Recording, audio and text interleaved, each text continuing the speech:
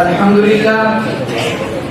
لله نحمده ونستعينه ونستغفره ونؤمن به ونتوكل عليه ونعوذ بالله من شرور انفسنا ومن سيئات اعمالنا من يهده الله فلا مضل له ومن يضلل فلا هادي له ونشهد ان لا اله الا الله وحده لا شريك له ونشهد ان سيدنا ومولانا محمدا عبده ورسوله ولا وزير له ولا نذير له ولا مشير له ولا معين له اما بعد محترم مکرم اسٹیج پر جلوہ افروز علماء کرام اور میری تعلیمی زندگی کے ہم سفر ساتھیوں، آج ختم قرآن کے موقع پر یہ عظیم الشان تقریب منعقد ہو رہی ہے۔ میں اس پروگرام میں زیادہ لمبی چوڑی گفتگو آپ کے سامنے پیش نہیں کرنا چاہتا، کیونکہ ختم قرآن کا موقع ہے اور مجھے چاہیے کہ اسی عنوان پر آپ کے سامنے گفتگو کروں، کیونکہ قرآن ایک سمندر ہے اور میرا جی چاہتا ہے کہ میں اس سمندر میں غوطہ لگاؤں اور وہاں سے کچھ موتی نکال کر آپ کی جھولی میں ڈال دوں۔ یہ ختم قرآن کا موقع ہے۔ قرآن اور صاحب قرآن یہ دو علیحدہ موضوع ہے۔ اگر میں یہ کہوں کہ دونوں ایک ہے تو اس میں کلام نہیں ہے کہ قرآن بھی وہی ہے اور صاحب قرآن بھی وہی ہے۔ فرق کیا ہے؟ فرق یہ ہے قرآن علم ہے، نبی عمل ہے، قرآن متن ہے، نبی تشریح ہے، قرآن جمال ہے، نبی تفسیر ہے، قرآن کتاب میں اللہ کا کلام ہے، محمد چلتا پھرتا اللہ کا کلام ہے، قرآن بے مثال ہے اس لیے کہ جس نبی پہ اترا وہ نبی کی بے مثال ہے، قرآن لازوال ہے اس لیے کہ جس پیغمبر پر اترا وہ پیغمبر کی لازوال ہے۔ قرآن کو پڑھ کر کوئی تھکتا نہیں ہے، محمد کو دیکھ کر کوئی تھکتا نہیں ہے۔ قرآن پڑھتے جاؤ، دنیا میں جتنی کتابیں پڑھتے ہو، ایم اے کی کتاب ہے، بی اے کی کتاب ہے، اسی طرح میٹرک کا نصاب ہے۔ ایک آدمی کہتا ہے کہ تیسری جماعت کی کتاب میں نے پڑھی ہوئی ہے، دوسرا آدمی کہتا ہے کہ نہیں حضور کی سیرت کی کتاب پڑھو، تیسرا آدمی کہتا ہے کہ جغرافیہ کی کتاب پڑھو، چوتھا آدمی کہتا ہے کہ نہیں یہ کتاب میں نے پڑھ رکھی ہے۔ ایک کتاب کو تو پڑھتا ہے، دوسری مرتبہ تیرا جی نہیں چاہتا، دو مرتبہ پڑھتا ہے، تیسری مرتبہ تجھے لائبریری میں بند کر دیتا ہے، تو لائبریری جاتا ہے، کرایہ خرچ کرتا ہے اور کہتا ہے مجھے کتاب چاہیے، تو اس کتاب کو پڑھتا ہے پھر واپس کر دیتا ہے، تو اس کتاب کو دوبارہ نہیں پڑھتا، تیرا جی نہیں چاہتا کہ دنیا کی کوئی کتاب تو دوبارہ نہیں پڑھتا، سہبارہ نہیں پڑھتا، تو دوبارہ نہیں پڑھتا، سہبارہ نہیں پڑھتا، لیکن ایک ہی ایسی کتاب ہے جس کا پہلی مرتبہ بھی وہی مزہ ہے، دوسری مرتبہ بھی وہی مزہ ہے، تیسری مرتبہ بھی وہی مزہ ہے۔ قاری پڑھے تو مزہ وہی ہے، حافظ پڑھے تو مزہ وہی ہے، تراویح میں پڑھے تو مزہ وہی ہے، نفلوں میں پڑھے تو مزہ وہی ہے، ممبر پر پڑھے تو مزہ وہی ہے۔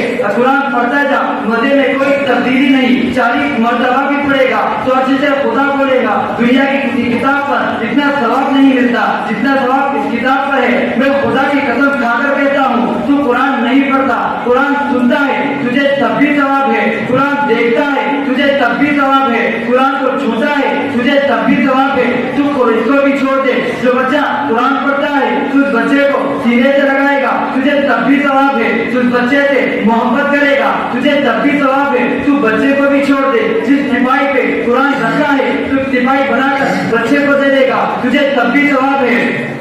تو گلاس بنائے گا تجھے تب بھی ثواب ہے۔ ارے قرآن مسجد میں پڑھا جاتا ہے تو قرآن سننے کے لیے باہر گلی میں کھڑا ہو جاتا ہے تجھے تب بھی ثواب ہے۔ قرآن پڑھنا بھی ثواب ہے، قرآن دیکھنا بھی ثواب ہے۔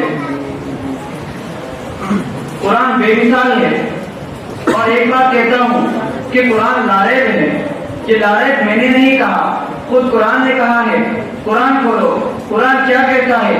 مجھے پڑھتے ہو، میں بتاؤں میں کون ہوں؟ میرا تعارف پوچھنے سے پہلے مجھ سے پوچھو کہ تیری حیثیت کیا ہے؟ یہ قرآن کہتا ہے۔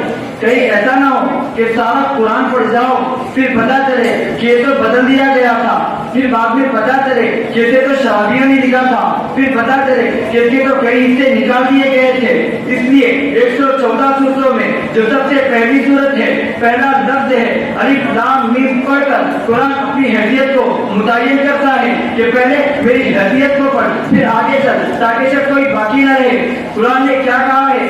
الف لام میم۔ الف لام میم کیا ہے؟ الف کیا ہے؟ لام کیا ہے؟ میم کیا ہے؟ تم اس پر غور نہیں کرتے۔ الف سے اللہ ہے، اللہ نے کہا میں بھیج رہا ہوں۔ لام سے جبرائیل ہے، جبرائیل نے کہا میں لا رہا ہوں۔ میم سے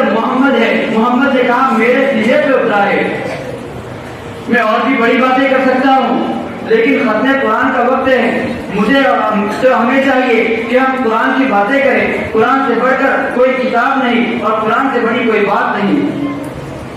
توجہ کرنا، الف ہے، لام ہے، میم ہے. مجھے کہنے دے کہ اللہ نے اپنے اور محمد کے درمیان واسطہ جبرائیل کا کیوں رکھا؟ اس لیے رکھا کہ جبرائیل تمام فرشتوں کا سردار ہے، اور خود قرآن نے کہا ہے قل من کان عدوا لجبریل فإنه نزله على قلبك. جو شخص جبرائیل کا دشمن ہے، محمد وہ تیرا بھی دشمن ہے، میرا بھی دشمن ہے. اور خدا نے کتنی وضاحت کے ساتھ فرمایا کہ اس کتاب میں کوئی شک نہیں ہے، دنیا کی کوئی کتاب ایسی نہیں ہے جس کتاب کا آغاز اس بات سے ہوا ہو کہ اس پہ شک نہیں ہے.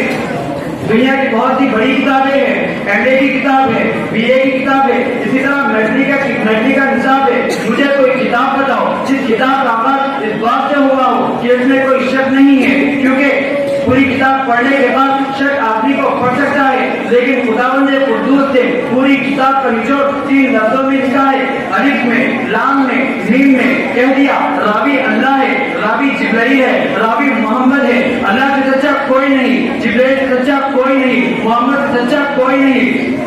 جب بھیجنے والا تیرا خالق ہو، لانے والا فرشتوں کا سردار ہو، اور جس پہ ہوتے وہ نبیوں کا سردار ہو، اب جھوٹا کس کو کہے گا؟ جبرائیل کو کہے گا، خدا کو کہے گا، یا محمد کو کہے گا؟ جب خدا سچا، جبرائیل سچا، محمد سچا، تو مجھے کہنے دے جو کتاب اللہ نے بھیجی، جبرائیل کے ہاتھوں سے بھیجی، محمد کے سینے پہ اتاری، وہ سچی ہے، لا شک ہے. اس لیے قرآن نے فرمایا، اس لیے قرآن نے کہا الف لام میم ذالک الکتاب لا ریب فیہ، کہ کتاب میں کوئی شک نہیں ہے.